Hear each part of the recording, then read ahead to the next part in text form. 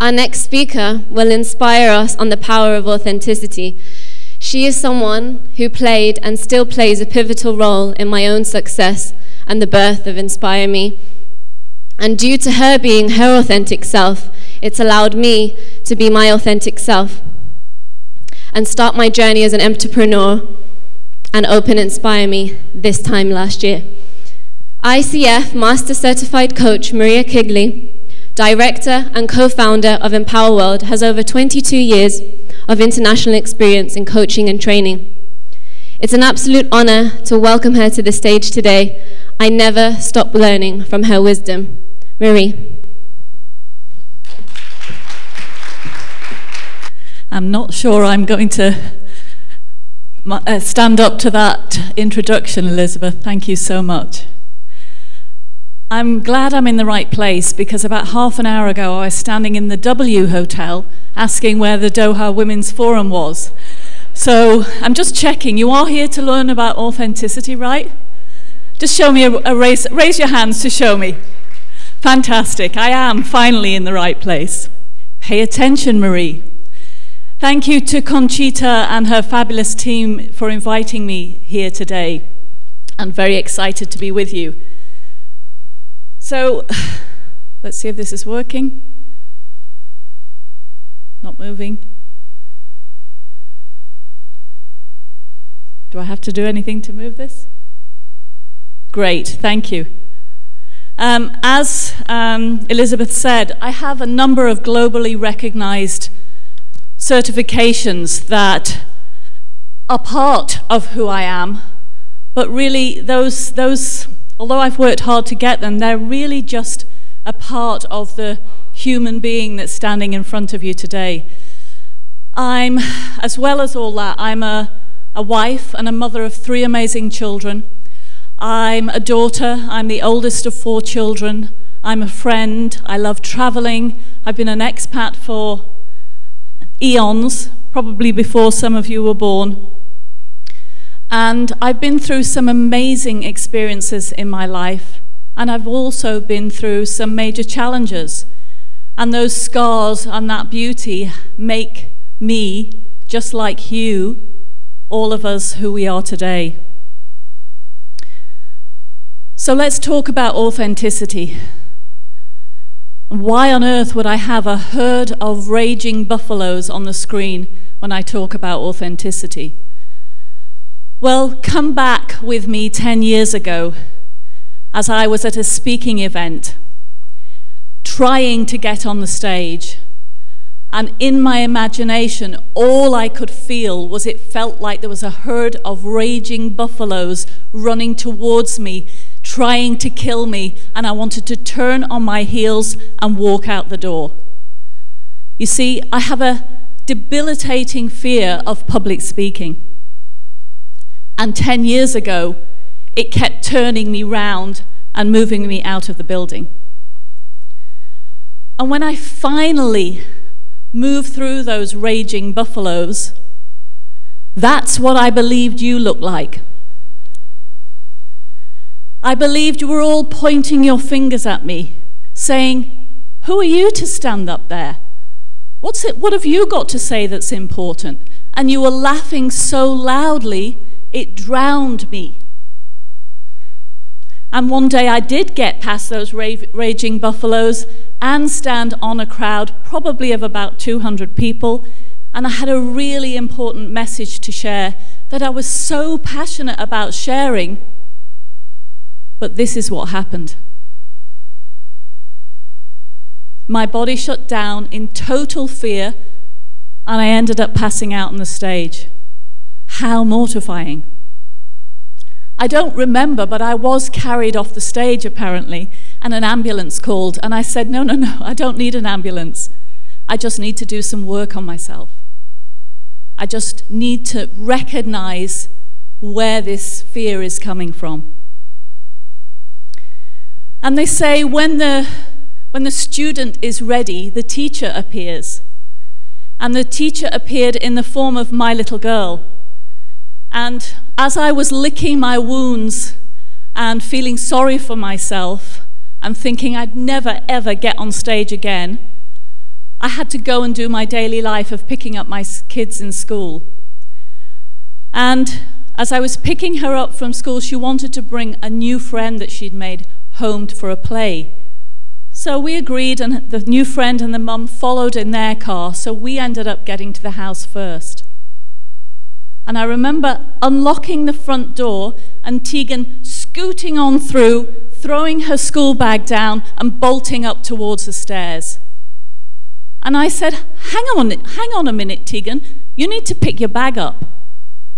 And she turned on the stairs and she looked at me and she said, Mom, I need to take this uniform off.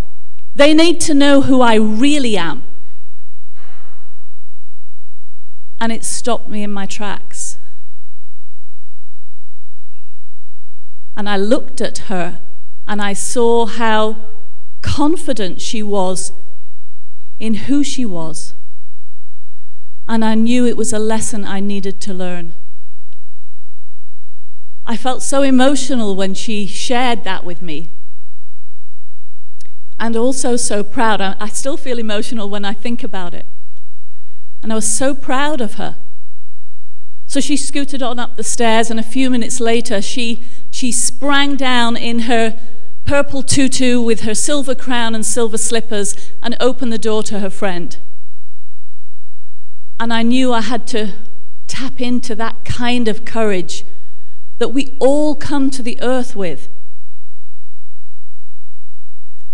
We all come to the earth through a difficult journey. It may be difficult for our mums, but it's also difficult for us. And when we land on this earth, we have a voice. And that voice, because we're all sitting and standing here in this room, that voice is really loud. We scream and we let people know that we have arrived. And it feels fantastic. And I've lost my pictures, so I'm just looking at my notes here. So I realized I needed to tap into that courage that I came on the earth with. A picture of me as probably a 1.5-year-old many years ago. So when I knew I needed to tap into that courage, part of the work I do in supporting people to live an empowered life is to support them to recognize that how we speak to ourselves impacts our outcome in life. So I recognized that when I was standing there, the fear and the things that I was telling myself, the things that I was making up, I had to have a word with those gremlins and those saboteurs. You see, Tony Robbins, the great speaker, says there are 3 core fears within all of us. The fear of not being enough, the fear of not belonging, and the fear of not being loved. And when it all boils down to it, our greatest fear is that we are not loved. And I recognize that my fear of not being loved on the stage, not even being liked on the stage, was having a big impact on the way I was speaking to myself. So I met my gremlins. We had long chats over long cups of coffee. And I asked them, because I recognize especially in the work I do with people, our gremlins originally come to support us. They come for a good purpose. And my gremlins came to keep me safe. They didn't want me to die, so they told me not to take risks. And I recognize that I have the remote control, just like we all do, of our lives, and we can choose to turn down the volume of the words that disempower us and turn up the words that do empower us. And so I began to practice self-love and self-compassion. And I say practice because those gremlins keep coming back. And you heard me talk about the fact that my gremlins, our gremlins, a lot of the time, want to keep us safe and secure. And I recognized, again, through my own work and through the work of the hundreds of clients I work with, that when we're choosing to live with the values of safety and security, it stops us stepping out of that thing we call the comfort zone that we saw from one of the earlier speakers. So what are values? Our values are like our DNA. They're like our thumbprints. They run our lives. They help us make choices when decisions and challenges face us. And all of the choices I was making when I had safety and security at the top of my list was based in fear. So we all have these values running through our system, but each one of us is unique in the way we see them. So I knew that I had to shift safety and security down the ladder, and I had to bring up other values to support me to step up and do this work, because I know my purpose, and it's to support others. It's to be the light that shines for others to find their way home. And so to be my purpose, I had to change my value system. So instead of putting safety and security in the lamp that leads me through the darkness, I chose to put courage. And when I shifted that, things changed. And every time safety and security wanted to slip in, I would recognize courage is what's needed here. And when courage was in my lamp, it honored my other really two important values of growth and contribution. And so I kept getting brave, and I kept practicing, and I kept stepping up, using my values as the light that took me through the darkness. But still there was something missing. Still there was something that was holding me back. And I'm certified in Dr. Brené Brown's work. You may have heard her. She's an amazing author, Daring Greatly and Rising Strong. And I recognized that there was something in her work that I needed to go back and research. And I remember sitting in a room with her when she said some really important words that you said on the screen. Perfectionism is a way of thinking. If I look perfect, live perfect, and work perfect, I can avoid or minimize criticism, blame, and ridicule. Wow. That hit me. As a recovering perfectionist, that was a real lesson I needed to learn. Let me just clarify the difference between perfectionism and striving for excellence. Striving for excellence is being the best that we can be. It's internally motivated. Perfectionism is thinking, what do you think of me?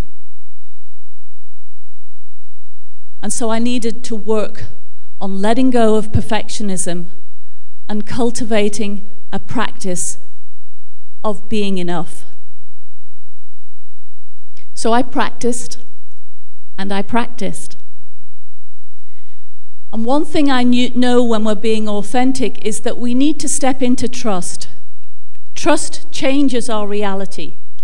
And the research, the neuroscience behind trust is that when we're in distrust with ourselves or anyone else, it lives in the old brain, the back of the brain, the limbic brain that causes amygdala hijack, that causes somebody to pass out on stage. But when we're in trust with ourselves, we're in the prefrontal cortex part of our brain. The brain that allows us to be calm, be present, see clarity. It also has amazing chemicals when we're in trust with ourselves of oxytocin, dopamine, and serotonin, the good feeling, naturally occurring drugs that connect us to other people. Whereas when I'm in distrust, There's cortisol running through my system, and it takes 26 hours for cortisol to leave our system when we're in high stress or distrust.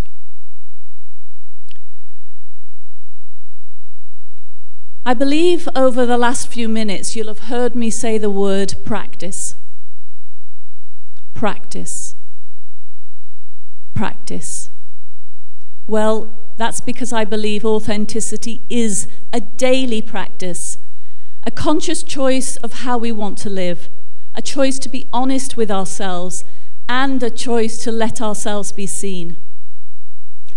The heart of authenticity is the courage to be vulnerable. And that is courage. So the debilitating fear of public speaking has gone. And I still get nervous because I value your time. And when I'm nervous, it means that I'm doing something special. So the question is, as I stand in here in authenticity, choosing courage, will you choose courage or comfort? That's all I have. Thank you.